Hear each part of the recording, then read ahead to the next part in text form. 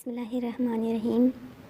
کتاب تفسیر نمونہ جلد اول سورہ حمد کی تفسیر بیان کرتے ہوئے سورہ حمد کے موضوعات۔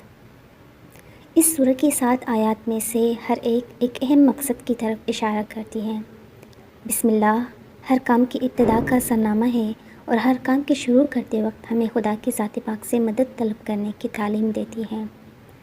الحمدللہ رب العالمین، یہ اس بات کا درس ہے کہ تمام نعمتوں کی بازگشت اور تمام موجودات کی پرورش و تربیت کا تعلق صرف اللہ کے ساتھ ہے۔ یہ امر اس حقیقت سے مربوط ہے کہ تمام عنایات کا سرچشمہ اسی کی ذات پاک ہے، الرحمن الرحیم۔ یہ اس بات کا تکرار ہے کہ خدا کی خلقت، تربیت اور حاکمیت کی بنیاد رحمت و عطوفت پر ہے اور دنیا کا نظام تربیت اسی قانون پر قائم ہے۔ مالک یوم الدین، یہ آیت میعاد، اعمال کی جزا و سزا اور عظیم عدالت میں خداوند عالم کی حاکمیت کی جانب توجہ دلاتی ہے۔ ایاک نعبد و ایاک نستعین، یہ توحید عبادتی کا بیان ہے اور انسانوں کے لیے اس اکیلے مرکز کا تذکرہ ہے جو سب کا آسرا اور سہارا ہے۔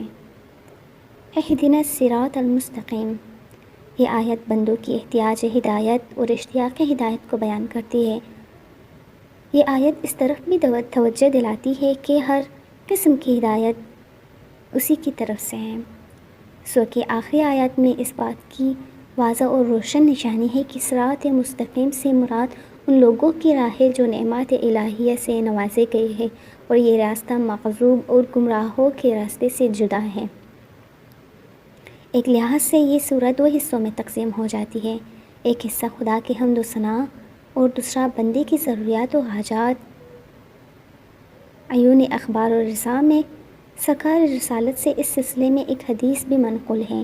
آپ صلی اللہ علیہ وآلہ وسلم نے فرمایا، خداوند عالم کا ارشاد ہے کہ میں نے سورہ حمد کو اپنے اور اپنے بندوں کے درمیان تقسیم کر دیا ہے، لہٰذا میرا حق رکھتا ہے کہ وہ جو چاہے مجھ سے مانگے۔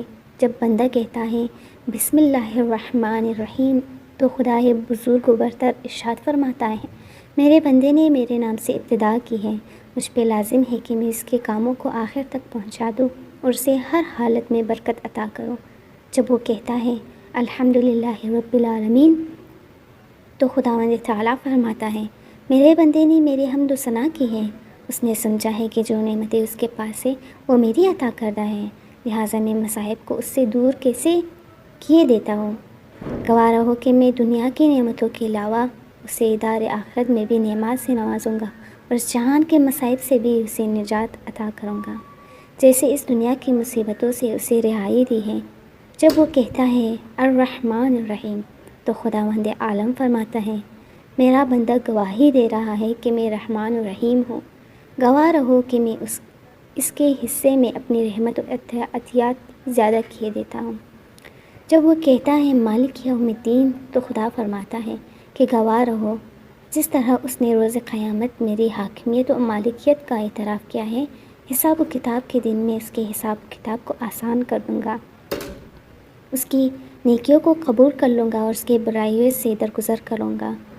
جب وہ کہتا ہے ایاک نعبد تو خدا تعالیٰ فرماتا ہے، میرا بندہ سچ کہہ رہا ہے، وہ صرف میری عبادت کرتا ہے، میں تمہیں گواہ قرار دیتا ہوں کہ خالص عبادت پر میں ایسا ثواب دوں گا کہ وہ لوگ جو اس کے مخالف تھے اس پر رشک کریں گے۔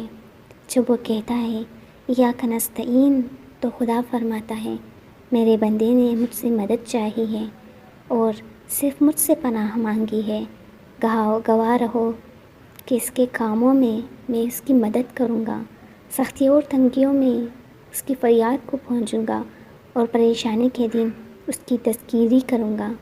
جب وہ کہتا ہے اہدنا الصراط المستقیم صراط الذین انعمت علیہم غیر المغضوب علیہم ولا الضالین تو خداوند عالم فرماتا ہے، میری بندے کی یہ خواہش پوری ہو گئی ہے، اب جو کچھ وہ چاہتا ہے مجھ سے مانگے، اس کی دعا قبول کروں گا، جس سے اس کی امید لگائے بیٹھا ہے وہ اسے عطا کروں گا۔